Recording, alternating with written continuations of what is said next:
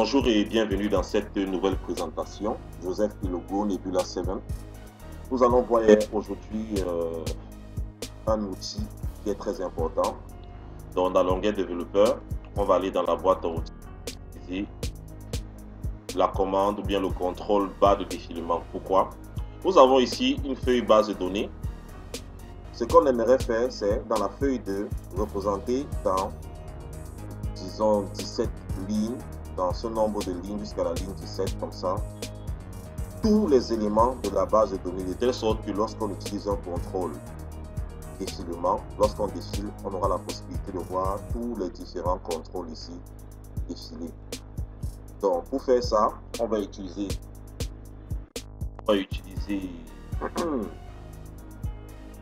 le contrôle barre de défilement. Avant ça, j'ai renommé déjà ma plage de données. Cette base de données, je l'ai renommée et je vais faire une petite modification. Je vais mettre une incrémentation ici pour chaque ligne. Ok, vous allez comprendre pourquoi.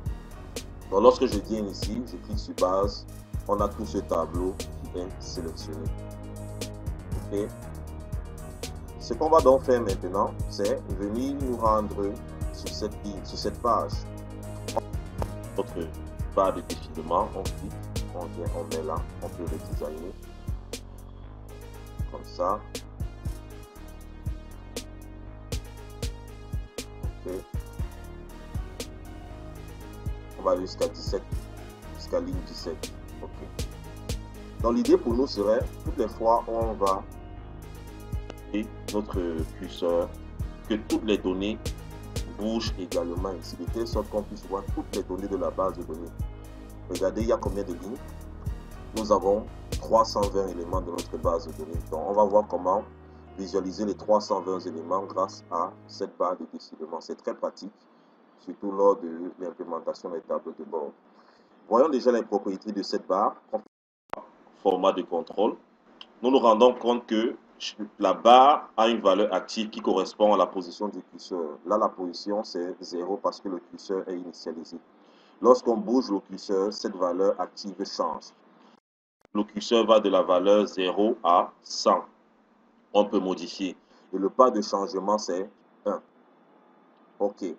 Ce qu'on va donc faire, on va lier une cellule qui va récupérer la valeur active du curseur. Pour faire ça, on va prendre la cellule, disons, A2 et on valide. J'ai changé le format. On va changer le format ici. Voilà, c'est bon. Vous voyez, lorsque je bouge, maximum 100, minimum 0. Ce sera plus simple pour nous de faire une recherche V en fonction des valeurs de ce curseur.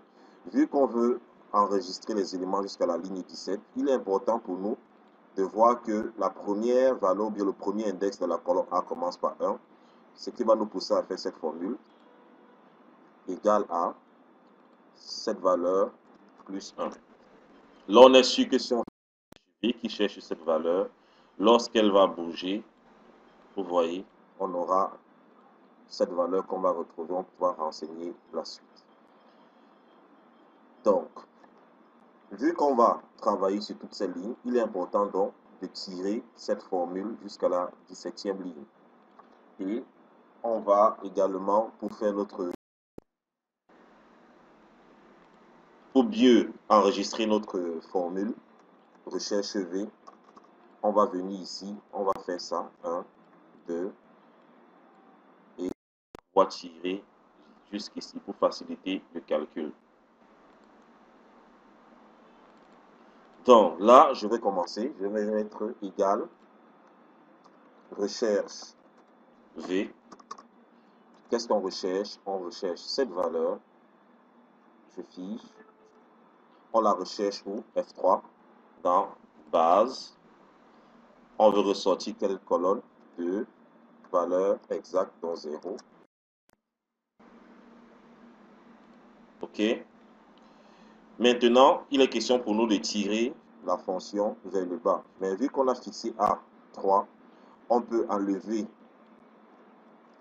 le dièse, le dollar sur la ligne pour qu'on puisse tirer la formule. Et lorsqu'on tire la formule, on a quelque chose comme ça. Déjà à ce niveau, lorsque je fais pivoter, on a 100 éléments, les 100 premiers éléments. Or, notre base de données a combien? À 320 éléments.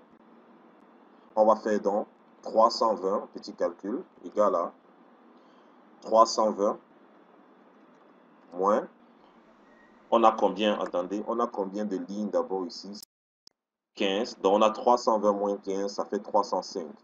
Donc on va revenir ici, clic droit, format de contrôle, au lieu de 100, dans valeur maximale, on va mettre 305 et on valide. De telle sorte que là, on a la possibilité d'afficher tous les éléments jusqu'à la 120e. Donc, si on vérifie, on a effectivement les trois données ici, là, donc 189, et on les retrouve là. Une fois fait, qu'est-ce qu'on va faire maintenant? On va tirer la formule sur les autres cellules. Pour ça, qu'est-ce qu'on va faire ici? Je vais enlever $ sur la colonne. Pardon, je vais bloquer comme on a bloqué. Et regardez, au lieu de mettre 2 au niveau de l'index colonne, on a 2 ici. Donc on peut supprimer comme ça. On met plutôt la valeur ici. On valide. On va la fixer. On tire tout ça encore vers le bas comme ça. Et pour faire avancer de l'autre côté, qu'est-ce qu'on aura à faire? C'est de sélectionner tout comme ça. Et on avance. Pardon, CTRL Z. On a oublié dans le $ ici. La colonne doit être libérée pour que la formule marche bien. Ok, pareil là, on libère les colonnes.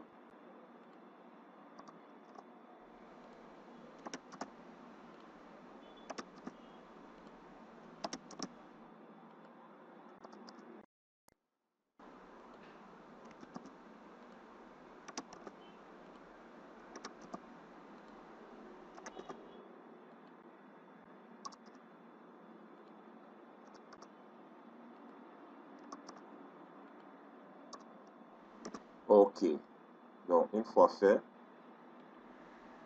on peut se permettre de tirer la formule à ce niveau et on a tous les éléments qui entrent. On n'a pas modifié la dernière ligne ici. Et on enlève et on va tirer juste comme ça. Voilà, et c'est tout. On a la possibilité donc de voir tous nos éléments dans le plus grand des calmes. Idéal pour les tableaux de bord, si vous avez plusieurs grosses bases de données, vous pouvez les ajouter tous sur une seule page. Et après, vous allez faire ça, vous allez masquer ici, ou bien mettre en blanc comme ça, et là aussi en blanc. Donc, c'était tout pour aujourd'hui. On a vu comment fonctionne cette barre de défilement. Au niveau de l'application, ça dépend entièrement de vous. Voilà, les formations ont également repris. Nous avons 2 séances de formation par mois. Et sous commande, nous avons des formations personnalisées. On a lancé également les formations dans tout ce qui est implémentation des tableaux de bord, indicateurs de performance. Je vais essayer de faire une vidéo dessus. Donc, on reste ouvert, les formations sont lancées. Et je vous souhaite déjà très bonne lecture. Joseph Elogo, Nebula 7, everything is possible right now. Yeah.